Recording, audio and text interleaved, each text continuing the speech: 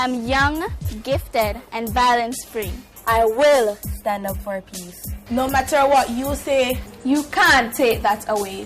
I'm young, gifted, and violence-free. I choose to live. I choose to be me.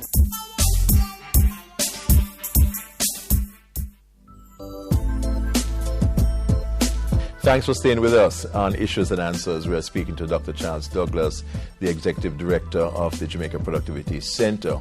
We are looking at issues related to productivity and more specifically the National Productivity Awareness Week, which begins on Monday, November 9. You were telling us about the first day of the seminar, Productive Youth for a Productive Future. Right. Okay, that was designed to bring young people into the productivity movement. Good. We wanted them to do some research to come up with a concept, a poster concept about productivity. So there was a poster competition? Yes, about productivity. And so far, I think about 16 schools island-wide is currently working on their posters. And on the 9th, we'll have an awards competition for the best 3 poster presentation. Good. And one of the issues you'll be dealing with on that day will concern transformational leadership, the catalyst for productivity improvement. Actually, that is on the second day. Yes, that's the second. The first day is with the poster competition, awards competition, and so on. And I notice you'll be having, Empress as the presenter. A good choice there. Young people should be interested. The minister addresses the ceremony on the second day, November 10, and that is when you will have this matter of transformational leadership. Yes. How do you see transformational leadership? Why is it important to productivity? Well, we believe that leadership is critical for productivity.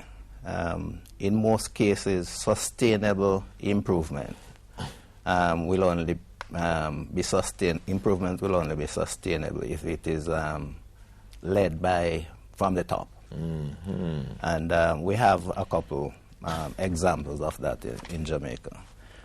We believe that even if the improvement comes from middle management or so on, if it is not strongly supported from the top, it may not be sustainable. Okay. So we're thinking about sustainable productivity improvement led from the top. Let me give you an example. When we started the energy project at the Ministry of Labour and Social Security, it was really led by the permanent secretary. And as a result, as a project to reduce energy consumption, right, at the Ministry of Labour. Right. And it was led by the permanent secretary. And as a result, people knew that there was a certain sense of seriousness and urgency about it. Yes. I'm not sure what the situation would have been if it wasn't spearheaded by the top of the top leadership. And what results you have had so far? We have had excellent results. In 4 months, we have had we have saved more than $1 million. More than $1 million? In only two buildings. In only 2 buildings of the ministry. In 4 months. Oh, okay. In 4 months. And the point is that was achieved without any investment. Without investment? Without investment. So we're talking about, and our audits show that it is possible to achieve 6%, which is about the number that I referred to. Yes. But in order to get, say, 40%, you have to have some investment. Retrofitting, changing equipment and so forth. Processes, and so on. And you will have a session, I think, on the last day, dealing with energy costs, energy as it relates to productivity. Yes, we believe that we need to harvest some of that 40%. And but we also recognize that there is constraints. So, for example, if we're thinking about the public sector, there is a scarcity of investment fund now, as you may know. True. And we believe that energy services companies, which is like a a private-public sector partnership is going to be very important in terms of raising the investment required for that kind of retrofitting and technology and so on. So on the Thursday, we will have a workshop. We have representatives from the World Bank. We have representatives from Canada. Or there will be international participation Certainly. at the seminar? Certainly. I mean, for the entire week, we have international representatives working with us. One of the things we try to do, Ian, is we try to form partnership, because the Productivity Center is not a large organization. So we form strategic partnership to get the work done and to get buy-in. We have spent a significant amount of time this year, and of course with the support of our chairman, Joseph A. Matalon. We have been going around and addressing different organizations. We have completed presentations to the private sector organization, the Small Business Association, the Manufacturers Association. We have done Hotel and Tourist Association. The key associations. We have actually spoken with the key organizations and associations. What about like Civil Service Association? You need to get to that is coming. That is coming up. Yes. That is coming up. But partnership is very important, and not only domestic partnership, but international partnership. So, for example, part of the workshop, or for the duration of the workshop, we'll have Mr. Anders Isaacson from UNIDO. UNIDO, right. United Nations Industrial Development Organization. Precisely. He will be with us for the entire week. Excellent. And we are hoping to form closer working relationship with UNIDO, because as you know, UNIDO focuses on manufacturing issues. Yes, that's right. And that's one of the areas we want to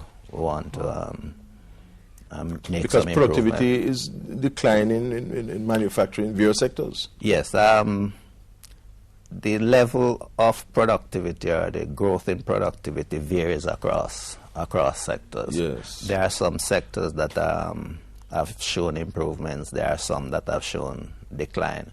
But we are hoping that with broad-based partnership, and when I say broad-based partnership, we mean that everybody needs to buy into it. Public sector, private sector, the man in the street and so on needs to buy into it. And one of the things that we think we need to talk about more frequently is how productivity affects you as an individual. Precisely. And I think once persons recognize how productivity affects them as an individual, right, they yes. will buy. Perhaps the next time we talk, Dr. Right. Douglas, we should focus on that. What can each individual do to increase his personal productivity, Precisely. and why that is important? We'll look at that Precisely. next time. Precisely. Dr. Charles Douglas is the Executive Director of the Jamaica Productivity Center, and between November 9 and 13, we will mark a National Productivity Awareness Week, and there will be an important seminar which will take place during that week. We thank you for your company, as usual, on Issues and Answers. Next week, Thursday, we'll be back. Until then, Ian Bourne wishing you a pleasant evening.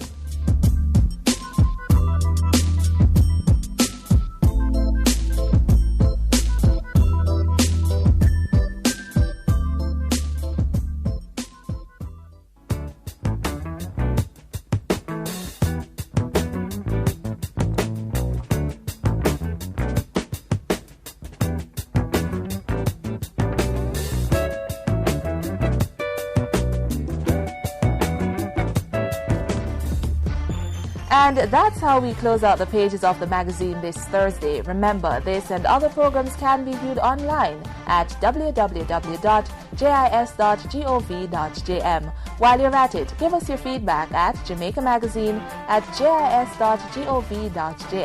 On behalf of the team here at the JIS, I'm Samantha Allen. Walk good.